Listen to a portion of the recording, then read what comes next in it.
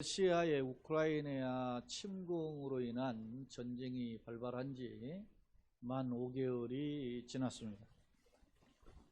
젤렌스키 우크라이나 대통령에 의하면 지난 5월, 6월경에 러시아의 포격으로 우크라이나 군인들이 하루에 100명에서 200명씩 죽었다라고 말했어요. 그러나 최근 7월에 들어서는 미국의 다연장 로켓포인 하이마스라는 그 무기를 지원받아서 이제 전쟁을 치른 이후부터는 하루에 사망자가 30명 정도로 줄어들었다 그래요. 그리고 자기의 판단으로는 러시아의 군인들이 우크라이나 군인들보다 더 많이 죽어가고 있다라고 밝혔습니다. 때문에 많은 세계인들이 우크라이나를 응원하고 있는데 이번 전쟁에서 우크라이나가 역전하여 이기지 않을까 하는 기대를 갖게 되는 것도 사실입니다. 하지만 여전히 전쟁이 끝날 기미가 보이지 않는 것이 현실인데요. 더 큰 문제는 전쟁으로 인해서 석유값이 폭등했고 곡물값이 폭등해서 세계 경제가 휘청이고 있으며 이러한 상황은 더 갈수록 심각해지는 상황임을 우리는 알 수 있습니다. 참고로 이번 전쟁으로 인해서 세계에서 물가 폭등으로 그 물가를 잡기 위해서 금리를 인상하고 있는데 세계 75개 국가가 화폐 가치가 떨어지고 인플레이션 현상을 겪고 있어서 금리를 인상하는 상황에 있다고 합니다. 사랑하는 성도 여러분, 여러분은 이러한 상황을 바라보면서 어떤 생각을 가지고 계십니까? 혹자는 하나님은 왜 저 푸틴과 같은 인간을 빨리 데려가시지 그냥 놔두시느냐라고 불평하거나 또는 항변하실지도 모릅니다. 그런데 여러분, 세상을 돌아보면 꼭 푸틴 같은 인간은 아닐지라도 남을 등치고 협박하고 거짓말하고 권모술수를 행하며 남을 등치는 인간들이 오히려 잘 되는 경향이 왕왕 있습니다. 우리 사회에서도 그런 일들이 벌어지죠. 그 사람은 비리 문제로 가득 찬 것 같은데 수사는 되어 있지 않고 그 당사자를 향해서 비리를 폭로했던 사람은 오히려 죽어요. 그런 경우를 왕왕 보게 됩니다. 때문에 상당수의 사람들이 현실에 대한 정의와 공의를 내려놓는 경향도 있고 은근슬쩍 잔꾀를 부리거나 술수를 행하고 나도 거짓말을 해서라도 이득이 되면 한번 해볼까 하는 그런 죄악에 대한 용기를 갖는 것이 오늘 우리가 사는 사회인 것이 사실입니다. 때문에 우리는 성경을 통해서 하나님의 말씀, 하나님의 진리를 붙잡는 사람으로서 이런 것들의 유혹을 받는 것이 사실이지만 그러나 과감히 물리치고 하나님의 뜻대로 살고자 다시 한번 고민하게 되는데요. 그렇다면 이렇게 악의 판을 치는 시대에 우리 기독교인들은 어떤 자세로 이 세상을 살아가야 하는 것일까?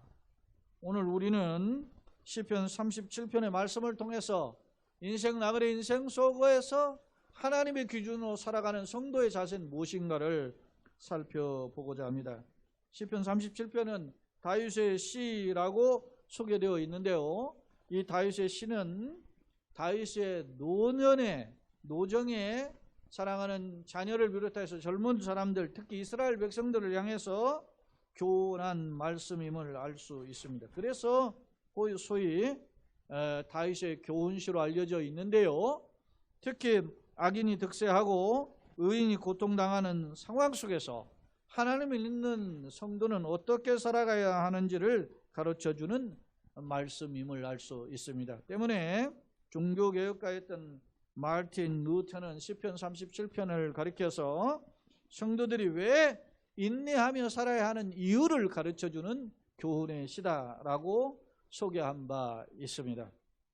그렇다면 시편 37편의 내용은 좀 긴데 오늘 우리는 7절로 13절 말씀을 중심으로 해서 그러면 도대체 시편 37편이 어떤 내용일까? 먼저 간략하게 요약해 보면 1, 2절 말씀에 보면 이렇습니다. 악을 행하는 자들 때문에 불평하지 말며 불의를 행하는 자들 때문에 시기하지 말라라고 이야기합니다. 그러니까 불평하는 사람들이 있다라는 거죠. 또 시기하는 경우도 있어요. 뭐 남을 덩치고 두 계단 세 계단 올라가는 사람들 때문에 못마땅한 건 사실 아닙니까? 그러나 그렇게 하지 말아라. 왜요? 2절에 그들은 풀과 같이 속히 배임을 당하고. 여러분, 우리는 잡초가 요즘 여름에는 얼마나 잘 자랍니까? 그런데 이스라엘의 경우는 잡초가 그냥 한번 배이면 그냥 한순간에 말라 비틀어져요. 그런 것을 잘 알기 때문에 풀과 같이 속히 배임을 당할 것이며 푸른 채소같이 쉬지 않을 것이다. 말라 비틀어질 것임을 상기하고 있어요. 또 3절 4절에 보면 여호와를, 그러면 어떻게 살아야 되냐? 여호와를 의뢰하고 선을 행하라. 땅에 머무는 동안에 그의 성실을 먹을 거리로 삼아라. 하나님을 섬기는 것이 나의 소위 말 미래의 먹거리가 되어야 된다는 것입니다. 요즘 그 세상 속에서 막 미래 먹거리라는 말을 자주 해요. 그래서 먹거리가 뭔가 봤더니 삼성전자는 반도체가 미래 먹거리라는 거예요. 우리가 살아가야 될 길이라는 거죠. 그래서 첨단 과학이 미래 먹거리라는 것에 사람들이 온 마음과 정성, 삶을 투자하는데 오늘 우리는 인생의 먹거리가 하나님을 향한 성실이 미래의 먹거리인 줄로 믿습니다. 그렇게 이야기해요. 또 여호와를 기뻐하라. 그가 하나님께서 내 마음의 소원을 내게 이루어 주시리라. 이렇게 말씀합니다. 뿐만 아니라 5절 6절에 보면 내 길을 여호와께 이제는 뭐요? 맡겨라. 그를 의지하면 그가 이루시고 내 의를 빛같이 나타내시며 내 공의를 정오의 빛같이 하신다. 빛은 새벽빛도 있고 저녁빛도 있지만 정오의 빛이 강렬하잖아요. 그것처럼 너의 그 의로움을, 너의 정의로운 하나님을 뜻대로 살고자 하는 그 삶을 하나님 비춰주실 것임을 오늘 다윗은 이야기합니다. 사랑하는 성도 여러분, 우리가 이게 어린아이가 말을 했다든지 누가 말이지 인생 별 볼 일 없이 사는 그냥 대충 산 사람이 이런 말을 했을 때 별로 설득력이 없어요. 그런데 여러분, 다윗은 그 정의를 쫓아서 살 때에 왕에 의해서 추격을 당했잖아요. 그 왕의 사유가 됐는데도 추격을 당해서 죽을 고비를 넘기는 사람이 다윗 아니었습니까? 그런데 결국에는 다윗을 통해서 하나님께서 그를 흥왕하게 하셨다는 점을 되돌아보게 되었던 것입니다. 그렇기 때문에 다윗의 어떤 권면이 더 설득력이 있어요. 자, 오늘 다윗은 이런 정도로 권면하는 게 아니라 한 걸음 더 나아가서 하나님의 기업, 다시 말하면 땅을 차지하는 사람은 과연 누구냐라고 이야기하면서 생사화복의 주인이신 하나님이 결국 하나님을 신뢰하는 자에게 땅을 차지하게 둘 것임을 강조하고 있어요. 주목할 점은 시편 37편에 땅을 차지한다는 표현이 5번 나와요. 5번 나오는데 구약에서 땅의 개념을 크게 두 가지로 분류해 볼 수 있어요. 눈에 보이는 현실의 개념에 땅이 있고 미래적 개념의 기업이라는 개념이 있어요. 자, 눈에 보이는 땅은 뭡니까? 하나님께서 아브라함에게 내가 보는 땅을 너와 내 자손에게 주겠다. 현실적인 땅이에요. 기업이. 그래서 이스라엘 백성이 가나안 땅을 약속의 땅, 축복의 땅이라고 하죠. 동시에 그 땅은 미래 영원한 하나님의 나라를 예표하는 기업임을 알 수 있어요. 오늘 이 본문에서 땅을 주시겠다 하시는 말씀은 이런 두 가지 의미를 다 내포하고 있음을 살펴볼 수 있습니다. 오늘 5번 땅을 차지한다고 나왔는데 이것을 4가지로 정리해서 한번 살펴보고자 합니다. 간략하게. 먼저 37편 7절로 9절입니다. 여호와 앞에 잠잠하고 참고 기다리라. 자기 길에 형통하며 악한 꾀를 이루는 자 때문에 불평하지 말라. 분을 그치고 너를 버리며 불평하지 말라. 오히려 악을 만들 뿐이라. 9절 나같이 진실로 악을 행하는 자들은 끊어질 것이나 여호와를 소망하는 자들은 땅을 차지하리로다. 아멘. 사랑하는 여러분, 다윗은 6, 7절로 9절에서 길게 이야기해요. 세상에서 우리가 어떻게 살아야 되느냐, 땅을 차지한다라고 하는데 어떤 자가 땅을 차지하냐고 이야기해요. 참고 기다리라. 그 다음에 악한 꾀를 이루는 자 때문에 불평하지 말아라. 노를 버리고 악을 불평하지 말라. 여인은 악을 만들 뿐이라. 그러면서 강조해요. 진실로 이야기하잖아요. 악을 행하는 자는 끊어질 것이나 여호와를 뭐하는 자? 소망하는 자. 여호와를 바라보고 기대하는 사람은 땅을 차지한다라고 하는 점을 강조하고 있어요. 사랑하는 여러분, 하나님은 어떤 분입니까? 생사화복의 주인이십니다. 앉고 일어섬을 아십니다. 심지어는 우리 모니터 하나까지 세신 바 됐고, 예레미야 17장에 보면은 우리의 심장과 폐부를 살피시는 줄로 믿습니다. 그런 하나님이기 때문에 그 하나님 앞에 참고 기다리라 그랬어요. 잠잠하고 참아 기다리라 이렇게 이야기해요. 그리고 우리의 소망을 하나님께 두라 이야기했어요. 이 소망한다라고 하는 히브리어 카와를 보니까 그 의미가 참을성 있게 기다리는 거죠. 예? 인내하면서 바라보는 것이 소망이라는 것입니다. 예? 여러분, 소망이라는 것은 바라보는 것인데요, 그냥 보이는 소망만 가지고 소망이 아니에요. 예? 여러분, 로마서에도 5장에도 보면 이야기하고 베드로전서도 우리가 살펴봤잖아요. 1장에서도 이야기 살펴봤잖아요. 로마서 5장에서 뭐요? 환난이 인대는 연단은 소망을 이룬다 그러잖아요. 바울 사도가 그렇게 강조해요. 베드로 사도도 내가 여러 가지 시험을 만났지만 참고 기다린다. 우리의 결국은 뭐요? 구원을 이룬다. 우리의 소망 구원을 이룬다. 그래서 베드로 전서를 무슨 편지라고 합니까? 소망의 편지라고 이야기합니다. 사랑하는 여러분, 소망은 무엇입니까? 하나님의 약속을 바라보고 붙잡는 그런 사람입니다. 이 세상 속에 사는 것은 어려워요. 특히 살다 보면 세상 유행이나 편법이나 이런 어떤 세상의 도전 장애물들 때문에 우리가 흔들리는 것이 사실이에요. 갈등하고 우리가 말이에요, 때로는 낙심하게 되고 때로는 불평하게 되는 것도 있어요. 그러나 참고 기다리면 때가 차면 하나님께서 독생자 예수를 보내주시는 것처럼 때가 차면 우리를 더 주님의 영광의 자리에 세우시는 줄로 믿습니다. 그것이 하나님의 성경의 약속임을 알 수 있어요. 사실 세상도 이러한 격언이 있어요. 예를 들면 뭐 인내는 쓰다 그러나 그 열매는 달다 그러죠. 한자 표현으로 고진감래라고 했어요. 뭡니까? 고통을 다하면 감래, 달콤한 것이 온다 그런 뜻 아닙니까? 또 우리 전통적으로는 사상에 소위 말하면 권선징악이라고 하는 사상이 있잖아요. 그래서 선은 권하고 악은 징계하는 그런 것이 우리의 보편적인 사상이에요. 그런데 현실은 바로바로 그렇게 드러나지 않는다는 것입니다. 오히려 악이 창궐해요. 왜 그랬을까요? 요한계시록에 보면 사탄이 어떻게 해요? 쫓겨나죠. 하늘의 전쟁에서 미가엘의 천사장의 군대와 사탄의 무리와 싸웠는데 한바탕 벌어지는데 그 전쟁을 이기지 못하고 쫓겨나요. 쫓겨나면 꼬리를 내려야 되는데 사탄이 어떻게 해요? 땅에 쫓겨났는데 발악을 하죠. 발악하는데 어떻게 해? 바다에서 올라오는 짐승, 땅에서 올라오는 짐승들 졸개로 삼아가지고 세상에 예수 믿는 사람 핍박하고 회방하잖아요. 사탄이 발악을 한다. 여러분, 악이 횡행한다는 것은 주님이 오실 때가 가까워 왔다는 증거예요. 그런데 사람들은 그렇게 생각하지 않습니다. 야, 이게 착하게 살아봐야 소용이 없는데? 말이지, 이렇게 살다가는 내가 손해보는 거 아닌가? 이런 것 때문에 갈등하는 것이 사실입니다. 바로 이러한 갈등을 오늘 말씀을 통해서 해결받기를 예수 그리스도 이름으로 축원합니다. 아멘. 자, 저 옛날 미디안의 광야로 도망갔죠. 모세가 40세에 도망을 갔어요. 그래서 80이 되던 동안에 미디안에서 이제 양을 치는 그런 목동의 신세로 살게 됩니다. 전혀 그에게는 소망이 없습니다. 그런데 그에게 하나님이 떨기나무 가운데 나타나셔서 너를 이 민족을 이끌 너희 백성을 이끌을 지도자로 삼겠다고 이야기할 때 못 간다고 했는데 하나님은 그를 강권적으로 세우셔서 그를 보내시잖아요. 그때 모세에게는 뭐가요? 하나님에 대한 비전이 생기게 됩니다. 출애굽을 시키는 저 이스라엘 백성을 약속의 땅, 하나님의 백성이 들어가는 땅을 어떻게 해요? 인도하는 지도자로서의 소망이 생긴 겁니다.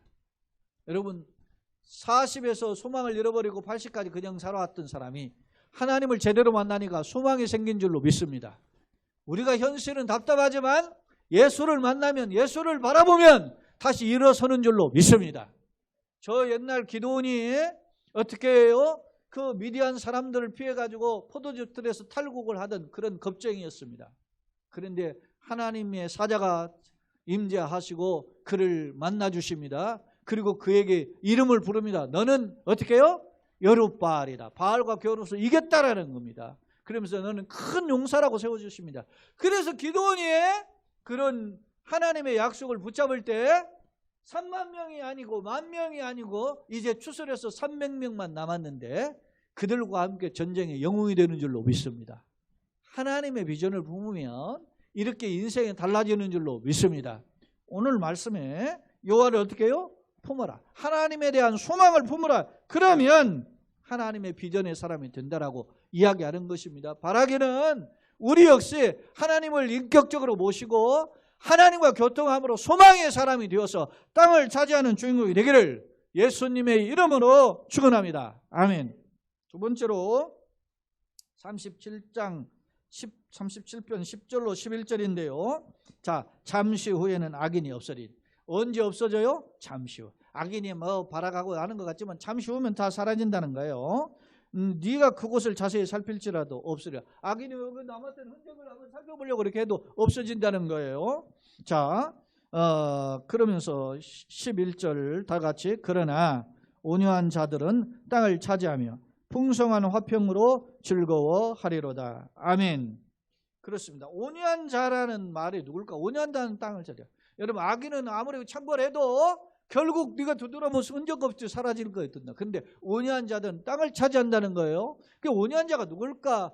이 한자의 표현으로 보면 뭡니까? 따뜻한 부드러울 유자예요. 따뜻하고 부러운 성품이에요. 그런데 제가 히브리어 원문을 보니까 어떤 뜻을 가지고 있냐면 겸손한 사람, 그런 뜻으로 이 번역되어 있어요. 온유한 자가 뭐냐면 겸손한 자라는 거예요. 다시 말하면 세상에서는 교만하고 남한테 말이지 의시되고 자랑하고 그렇게 하잖아요. 그렇게 뻥튀기 하는 사람들이 많다니까. 요즘은 뭐 방송에서 나오는 연예인들 보면 토크쇼 하는 거 보면 합니다. 허세가 장렬해요. 그런데 겸손하게 자신을 내려놓고 하는 사람에게 하나님이 뭐요? 땅을 기업으로 주신다는 거예요. 실제로 예수님께서도 산상수훈에서 말씀하셨을 때 팔복을 말씀하셨잖아요. 8가지 복 중에서 뭐 어떤 사람? 온유한 자는 복이 있나니 저가 땅을 기업으로 받을 것이며. 그렇게 예수님 마태복음 5장 5절에서 말씀하시는 것을 우리는 알 수 있어요. 온유한 자라는 것은 뭐냐면 겸손한 자. 말씀을 붙잡고 그것을 세상이 어떻게 가도 자기는 평안을 유지하는 사람, 그런 사람이 기업을 얻게 됩니다. 주목할 점은 마태복음 11장 28절로 30절에 보니까 예수님 이런 말씀해요.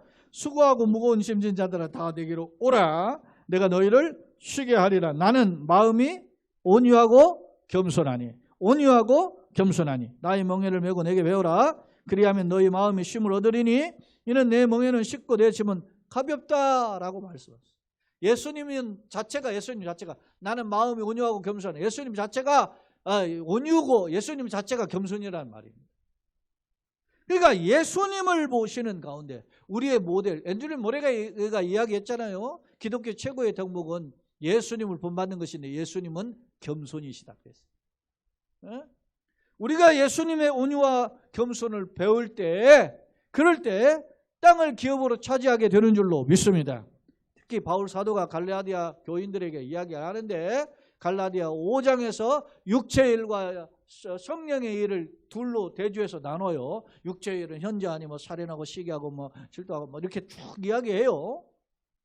음탕하고 술 취하고 방탕하고 이런 이야기를 쭉 해요. 그런데 성령의 열매는 뭐라고 해요? 갈라디아서 5장 22절 23절 뭐요? 오직 성령의 열매는 뭐라고 합니까? 사랑과 희락과 화평과 오래 참음과 자비와 양성과 충성과 온유와 절제라 그랬죠?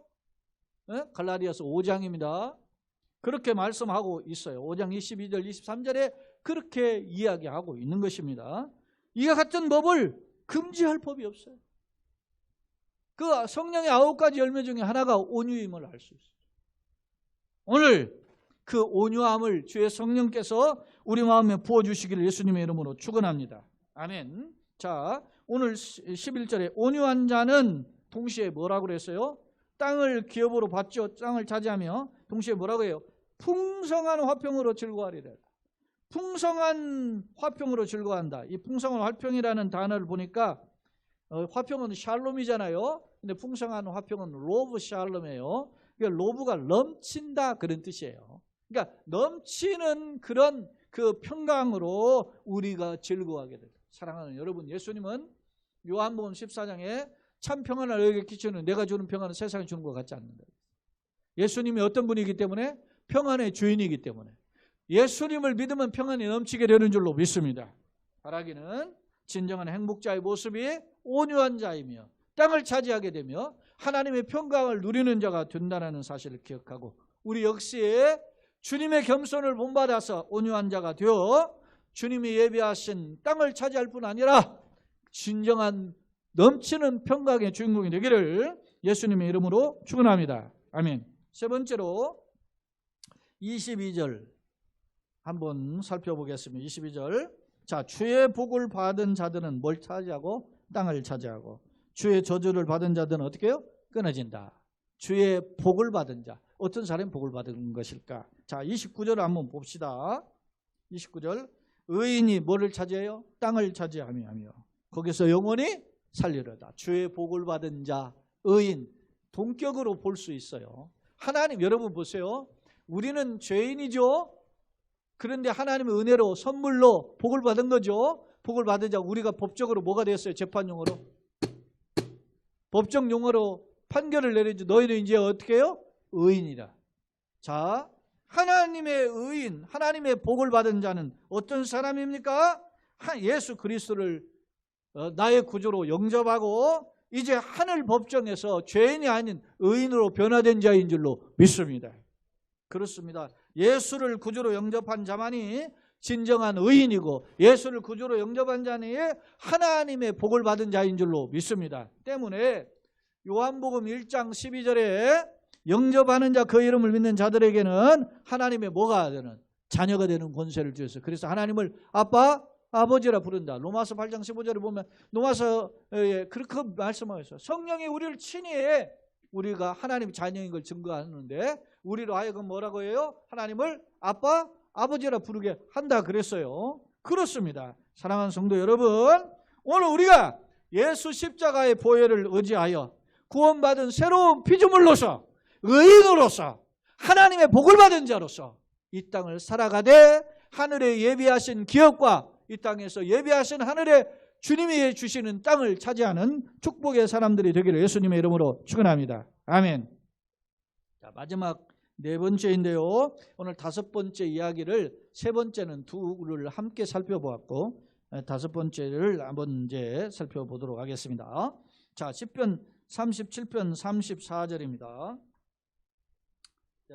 좀 절이 많으니까 뒤로 넘겨서 자 함께 읽어볼까요? 여호와를 바라고 그의 도를 지키라. 그리하면 네가 땅을 차지하게 하실 것이라. 악인이 끊어질 때가에 내가 똑똑히 보리로다. 할렐루야. 그렇습니다. 우리가 어떻게 살아야 돼? 인생의 방향성입니다. 어떻게 살아요? 여호와를 바라고. 소망이죠. 앞서 소망이 반복되어 있어요. 바라고 그의 도를. 그의 도는 말씀 도자잖아요. 진리 도자잖아요. 그의 말씀을 지키라. 말씀을 지키는 삶이 필요한 것입니다. 우리는 한 귀로 듣고 흘려 지나갈 수도 있지만 그 말씀을 새기고 삶으로 실천하는 것이 능력인 줄로 믿습니다. 하나님의 나라는 말에 있죠. 능력이 있는. 예? 여러분요, 율법을 지키는 자는 어떤 사람이에요? 율법을 듣고 잊어버리는 자가 아니라 율법을 지키는 자. 예수님께서 바리새인들의 화이실전 서경은 바리새인들이 이야기했죠. 예? 그렇게 책망하셨는데 제자들 불러놓고 뭐라고 해요? 너희 의가 바리새인 의보다 낫지 않으면 결단코 천국에 못 들어간다 그래요. 바리새인 의보다 나은 게 뭡니까? 예수 십자가의 의죠. 이미 우리가 예수 그 십자가의 의를 소유한 줄로 믿습니다. 그런데 예수님이 덧붙여 이야기하세요. 너희가 바리새인들의 뭐요? 말하는 바는 지키고 그들의 교훈이 틀린 게 아니라는 거예요. 그러나 행하는 바는 따르지 말으라는 거예요. 왜? 곁길로 가니까. 그러니까 바리새인들의 교훈이 뭡니까? 바리새인들의 의의 교훈 중에는 뭐예요? 박하와 회향과 근체 11조까지래요. 철저히 그런데 진리는 행하지 않는단 말이에요. 이런 이율배반적인 행동을 우리가 떠나는 거예요. 그러니까 말씀이 무엇인지 분별하는 지혜가 있어야 되는 줄로 믿습니다. 그러면 어떤 사람이 하나님의 말씀을 지키는 자일까? 자, 오늘 우리가 시편 살펴보고 있는데 시편 1편을 보면 시편 1편 1절로 3절에 보면 복 있는 사람과 악인들에 대한 내용을 대조해서 설명하죠. 그중에 1절로 3절에 복 있는 사람의 특징이에요. 자, 복 있는 사람은 악인의 꾀를 어떻게 해요? 따르지 아니하며 악인의 꾀에 죄인들의 길에 서지 아니하며 오만한 자리에 어떻게 해요? 앉지 않는다. 자, 악인, 죄인, 오만한 자 3번을 반복했어요. 이게 아무리 잘 나가고 유명해지고 박수를 받고 심지어 대통령이 되는 자리를 할지라도 악인의 자리고 죄인의 길이고 오만한 자의 자리면 우리가 가지 말아야 되는 줄로 믿습니다. 그것이 지혜고 능력이란 말입니다. 예? 여러분, 뭘 갖는 것도 축복인 것처럼 보이지만 안 갖는 것도 능력인 거예요. 예? 여러분, 하지 않는 거. 예를 들어서 남들이 말이지 뭐 빚값어청한 집에 살 수 있어. 그런데 내가 그런 돈을 가지고 있어도 그것을 다 쓰지 않는 것. 그것이 능력이에요. 바울이 그랬잖아요. 내가 다 쓰지 않는 구원이 능력이라 그랬어요. 내가 자유인이라 그랬어요. 그래서 고기를 먹을 수 있어요. 그런데 내가 이것을 연약한 형제를 위해 다 쓰지 않는다. 덕을 세우기 위해서. 예? 제가 그랬잖아요. 어디 좋은 데 가면 그냥 같이 혼자 먹고 왔다고 하지 말고 그것은 혼자 먹고 오는 건 처먹는 거고 내가 좋은 것을 먹었으면 다른 사람들한테 소개해서 어떤 자리를 예약을 해놓고 한번 거기 가시라고. 예? 그렇게 하는 것은 진짜 맛있게 먹는 거라. 자기의 권리를, 그러니까 은사는 자기만을 사용하는 것은 그것은 어떻게 해요? 진정한 은사가 아니에요. 남을 위해서 사용하는 것이 진정한 은사인 줄로 믿습니다. 그게 물질이 됐든 지식이 됐든 재능이 됐든 그게 가지고 있던 권력이 됐든 뭐 됐든 말이죠. 주는 거예요. 왜요? 그것이 하나님이 기뻐하시는 뜻이기 때문에. 그런데 오늘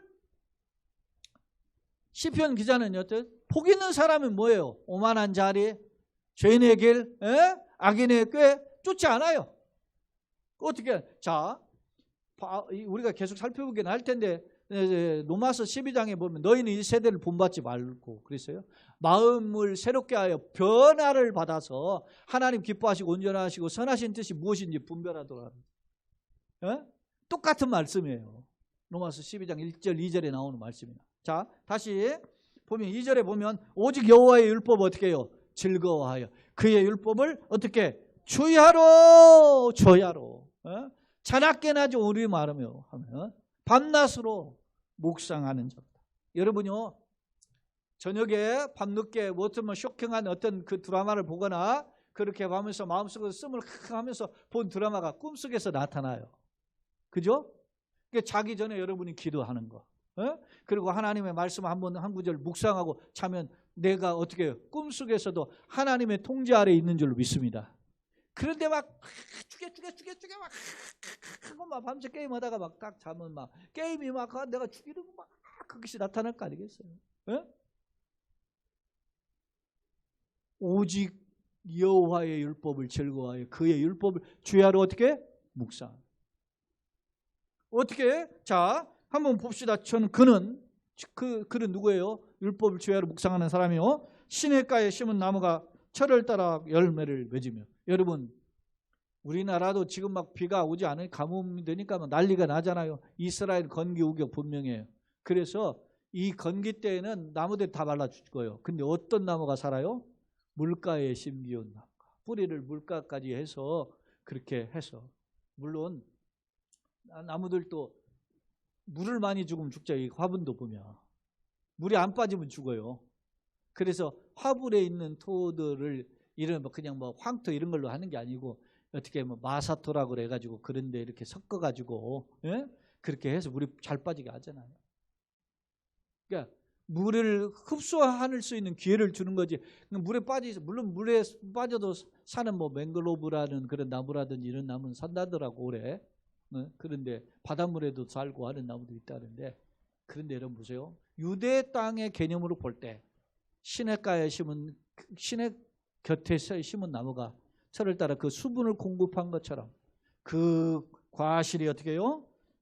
잎사귀가 바르지 않고 그가 하는 모든 일이 다 형통하게 됩니다. 사랑하는 여러분, 여러분이 복 있는 자가 되고 철을 따라 열매 맺는 진정한 땅을 차지하는 믿음의 사람들이 되기를 예수님의 이름으로 축원합니다. 어떤 사람이 그랬죠? 말씀을 붙잡는 자, 여호와의 말씀을 즐거워하고 하나님의 도를 지키는 자예요. 자, 오늘 시편 37편 우리가 다 살펴보지는 않았는데 시편 37편은 다윗이 교훈 중에 교훈시라 그랬죠. 교훈인데 교훈을 둘로 나눠져요. 뭘로 나누냐? 하지 말아라, 하라. 하라, 하지 말로 나눠져요. 그러니까 하라라는 긍정의 명령이죠. 적극적인 명령이. 하지 말라는 부정의 경고예요. 실제로 우리가 성경을 보면은 십계명도 마찬가지예요. 하라와 하지 말라로 나눠졌어요. 우상숭배 하지 말아라. 내 부모를 공경하라. 예? 간음하지 말아라. 사진하지 말아라. 예? 그렇죠? 그러나 어떻게 안식일을 지켜라. 하라와 하지 말로 딱 나눠져 있어요. 그 내용을 보면은 정리해 보면 그런 말이에요. 하지 말라는 건 불평하지 말고 시기하지 말고 분을 그치고 노를 버리라 그랬어요. 그런데 하라 그런 뜻은 뭐 어떻게 해요? 선을 행하라, 여호와를 기뻐하라, 어떻게 해요? 하나님께 맡기고 의지하라, 참고 기다리라, 은혜를 베풀라. 우리 21절 26절 보면 은혜를 베풀 남한테 선을 행하라는 거예요.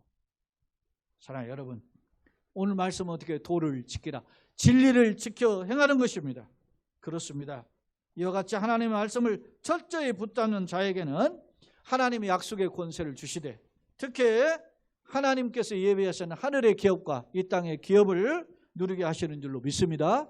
그런 축복의 주인공이 되시기를 예수님의 이름으로 축원합니다. 아멘. 말씀을 정리하겠습니다. 사랑하는 여러분, 현재 우리는 여러 가지 어려운 관문을 통과하고 있습니다. 그래서 흔히들 3중고, 4중고, 5중고 이런 표현을 하는 것이 사실입니다. 더위에 코로나 이런 것들을 보면 건강이 2중고잖아요. 그런데 경제 문제, 또 이 전쟁으로 일하는 것은 경제의 문제도 있고 또 살다 보면 대인관계의 문제도 있고 힘든 관계들이 있습니다. 이것 때문에 힘들어하고 때로는 낙심하고 혹자는 이런 일로 불평하는 것이 사실입니다. 그러나 앞서도 거론했지만 하나님은 우리가 믿는 하나님 어떤 분입니까? 생사화복의 주인이시고 만왕의 왕인 줄로 믿습니다. 앉고 일어섬을 아시는 줄로 믿습니다. 그러니 우리 손이 우리의 길이 주의 손에 붙들린 줄로 믿습니다. 그래서 오늘 우리가 하나님의 말씀을 붙잡고 다시 일어서기를 원하는 것입니다. 바라기는 우리의 젊은이들이나 우리 노예 성도들이나 기도하는 제목 모두에게 하나님의 선하신 응답이 있어서 세상 풍조가 아닌 하나님의 약속을 붙잡고 살아갈 때에 하나님의 은혜가 부어지는 역사가 있기를 예수님의 이름으로 축원합니다. 제가 여러 번 이야기하는 표현인데 넓은 아파트, 큰 대형 승용차, 메이커 옷 유명한 음식점 출입하고 이런 거 이것이 사람들에게 수입 폼이 나 보여요. 그러나 이러한 것들을 소유했을지라도 하나님에 대한 소망이 없거나 또 혹은 하나님의 말씀이 없이 살아간다면 그는 불행한 사람, 그는 실패한 사람이란 말이에요. 특히 하나님의 진리가 있는데 진리의 길을 서지 않고 하면 어떻게 해요? 우리가 지난 시간에도 보았죠. 예후가 어떻게 해요? 바알을 청산했는데 하나님이 가장 싫어하시는 그 소위 금송아지 숭배를 척결하지 못하고 진리의 말씀을 떠나지 못하니까 약속하신 대로 자녀 4대에 손 4대에 이르기까지 복을 받았지만 그의 마지막 고손자인 스가랴가 반란에 죽임을 당하잖아요. 그리고 가문이 문을 닫게 되죠. 사랑하는 여러분, 세상 것을 차지할 수 있어요. 그러나 그것이 영원하지 않는다는 것을 기억해요. 존 비비어가 쓴 순종이라는 책을 제가 몇 번 소개했는데 순종은 뭐냐? 하나님의 권위 아래 들어가는 용기와 결단이 있어야 된다 이 이야기하고, 순종은 사탄을 사탄을 물리치는 과격한 전술이다, 강력한 전술이라 그렇게 이야기해요. 여러분, 내 뜻이 있음이 분명해. 그러나 요즘은 내가 얼마나 자기 주장이 분명하죠. 그런 시대이지만 하나님 앞에서 주님의 뜻을 구하고 엎드림으로 주님의 지혜를 덧입는 통로가 되기를 원합니다. 성경 한 구절 보고 마치겠습니다. 잠언 22장 4절 다 같이 한번 읽어볼까요? 겸손과 여호와를 경외함의 보상은 재물과 영광과 생명이니라. 하나님께서 겸손과 여호와를 경외함의 보상은 재물과 영광과 생명이라고 말씀하셨습니다. 바라기는 우리 모두에게 하나님을 소망하심으로 하나님이 예비하신 은혜와 능력을 덧입는 저와 여러분 되시기를 예수님의 이름으로 축원합니다. 아멘. 특별히 오늘 우리 젊은이들, 우리 어린이들이 하나님의 말씀을 따라 삶으로써 하나님의 영광을 돌리는 축복의 아들, 딸들이 다 되시기를 예수 그리스도의 이름으로 축원합니다. 아멘.